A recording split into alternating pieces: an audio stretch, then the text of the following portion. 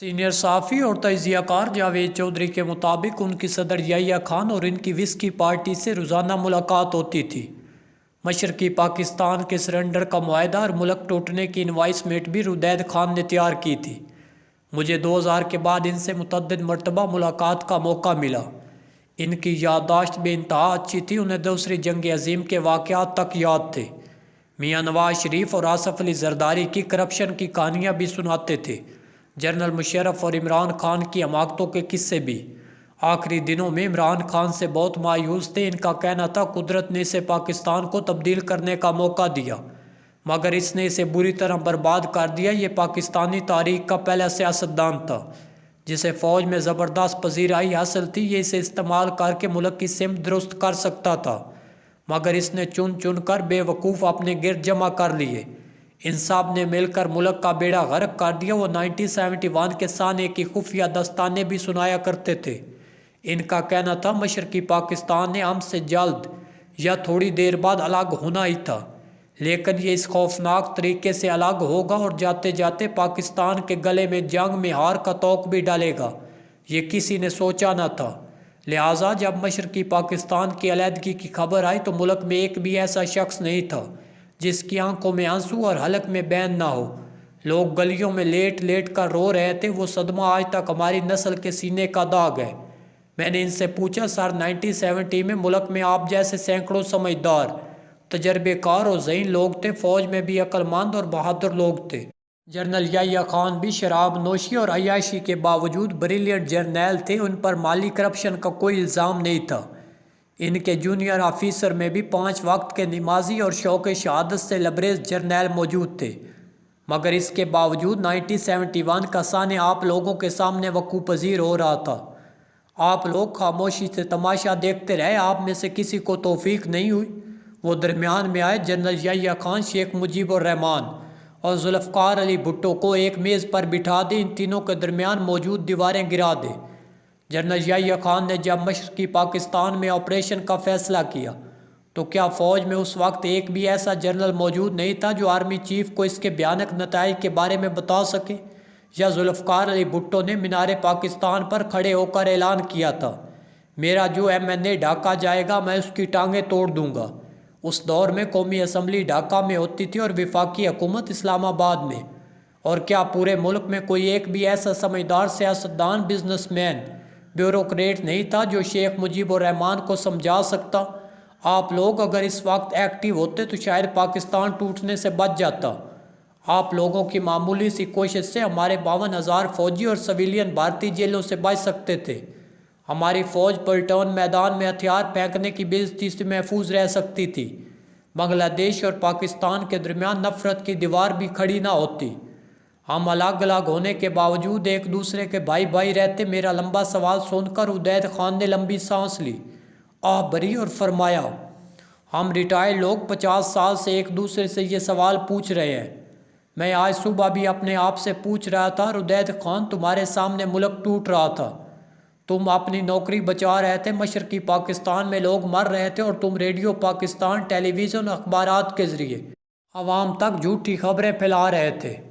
تم اپنے عوام اور خود کو دھوکہ دے رہے تھے۔ تم خدا کو کیا منہ دکھاؤ گے؟ میں روز اپنے ضمیر کی عدالت میں پیش ہوتا ہوں اور میرے اندر سے میرے حق میں کوئی دلیل نہیں نکلتی۔ ہاں البتہ مجھے کبھی کبھی محسوس ہوتا ہے قدرت نے شاید اس وقت ہماری عقل پر تالے ڈال دیے تھے، اس نے ہمارے سوچنے سمجھنے اور عمل کرنے کی صلاحیت سلب کر دی تھی۔ ہمیں نظر آ رہا تھا لیکن دکھائی نہیں دے رہا تھا، ہمیں آوازیں آ رہی تھی لیکن سنائی نہیں دے رہا تھا، لہٰذا اصل پاکستان ہم سے الگ ہو گیا۔ وہ رکے، لمبا سانس لیا اور بولے، پاکستان ہم مغربی پاکستانیوں نے نہیں بنایا تھا۔ پنجاب، فرنٹیئر، سندھ اور بلوچستان کا تشکیل پاکستان میں کوئی اہم کردار نہیں تھا۔ لاہور کا صرف اتنا کنٹریبیوشن تھا۔ قرارداد پاکستان منٹو پارک میں پاس ہوئی تھی۔ ہم سب لوگ پاکستان کے بینیفیشری ہیں۔ اصل کمبال بنگالیوں کا تھا، انہوں نے مسلم لیگ بھی بنائی اور ملک کے لیے مالی، سماجی اور جانی قربانی بھی دی تھی۔ وہ لوگ اخلاقی، سماجی اور علمی لحاظ سے بھی ہم سے بہتر تھے، آبادی میں بھی ہم سے زیادہ تھے۔ تاریخ میں پہلی مرتبہ اکثریت نے اقلیت سے الگ ہونے کا فیصلہ کیا۔ اکثریت نے اقلیت کے خلاف موومنٹ چلائی، اقلیت نے اکثریت کے خلاف ملٹری آپریشن کیا۔ مجھے آج محسوس ہوتا ہے بنگالیوں نے ہم سے الگ ہو کر ٹھیک ہی کیا، ورنہ آج تک وہاں دھرنے چل رہے ہوتے یا پھر مارشل لا ہوتا۔ مجھے ردید خان کے الفاظ نے ہلا کر رکھ دیا۔ یہ ایک ایسے 100 سالہ بزرگ کے الفاظ تھے جس نے بڑی شاندار زندگی گزاری تھی، جو ملک کے اہم ترین واقعات کا عینی شاہد بھی تھا۔ وہ اس وقت زندگی کی ہوس سے آزاد ہو چکے تھے۔ وہ جانتے تھے آج یا کل زندگی کی ڈور ان کے ہاتھ سے پھسل جائے گی، لہٰذا ماضی کے بارے میں ان کا تجزیہ بے لاگ اور قیمتی تھا۔ ان کا کہنا تھا قدرت جب کسی قوم کو برباد کرنا چاہتی ہے تو یہ ان کے صاحبان اقتدار کی عقل معاف کر دیتی ہے، یہ ان کی سوچنے اور سمجھنے کی صلاحیت ختم کر دیتی ہے۔ 1971 میں بھی یہی ہوا، اب 2024 میں بھی وہی ہو رہا ہے۔ ملک میں اس وقت بھی ایک الجھا ہوا ٹرائیکا ہے۔ عمران خان جیل میں بیٹھ کر ملک کی جڑیں کھوکھلی کر رہا ہے۔ اللہ تعالیٰ نے انہیں اقتدار بھی دیا تھا اور فوج کا غیر مشروط ساتھ بھی، لیکن یہ اقتدار سنبھال سکا اور نہ ساتھ برقرار رکھ سکا۔ عوام اس کی تمام تر حماقتوں کے باوجود آج بھی اس کے ساتھ کھڑے ہیں۔ 8 فروری کے الیکشن میں عمران خان کو اندھی عوامی حمایت ملی، لیکن اس نے اپنی سخت گیر طبیعت اور بے لچک رویے کی وجہ سے اسے مٹی میں ملا دیا، لہٰذا یہ 2024 کا شیخ مجیب الرحمان بن چکا ہے، جبکہ پاکستان مسلم لیگ نون اور پیپلز پارٹی 1971 کی ذوالفقار علی بھٹو ہے۔ یہ جانتے ہیں عوام نے انہیں الیکشن میں مسترد کر دیا ہے اور اقتدار ان کا حق نہیں، لیکن یہ اس کے باوجود کرسی کے ساتھ چمٹے ہوئے ہیں۔ یہ اس چپکاؤ کی ہر قیمت ادا کرنے کے لیے تیار ہیں۔ یہ اخلاقی میدان بہت پہلے کھو چکے ہیں۔ یہ اب سچ دیکھنے اور محسوس کرنے کی نعمت سے بھی فارغ ہے۔ یہ جانتے ہیں یہ شریف فیملی کی آخری ٹرم ہے، اس کے بعد یہ کہاں ہوں گے اور کیسے ہوں گے کوئی نہیں جانتا۔ اگلا وزیر اعظم بلاول بھٹو ہوگا، کیوں؟ کیونکہ پاکستان کو اب ایک ایسا سندھی وزیر اعظم چاہیے جسے ایران بھی پسند کرتا ہو، اور بلاول بھٹو اس کے لیے انتہائی سوٹیبل امیدوار ہے، اور یہ اس کے لیے ہر قیمت ادا کرنے کے لیے تیار ہے۔ اور تیسری طرف ایک ایسی اسٹیبلشمنٹ ہے جس نے فیصلہ کر لیا ہے کچھ بھی ہو جائے عمران خان کے ساتھ مذاکرات نہیں ہوں گے۔